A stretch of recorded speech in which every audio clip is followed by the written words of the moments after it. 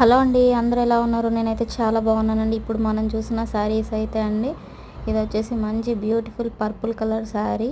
ఈ శారీ మొత్తం కూడా ప్లెయిన్గా ఉంటుందండి. కింద వచ్చేసి మనకి కట్ వర్క్ బార్డర్ అయితే ఉంటుందండి. కట్ వర్క్ బార్డర్లో కూడా మనకి సింగిల్ కాదండి, డబుల్తో ఉంటుంది. చూసేయండి ఒకసారి.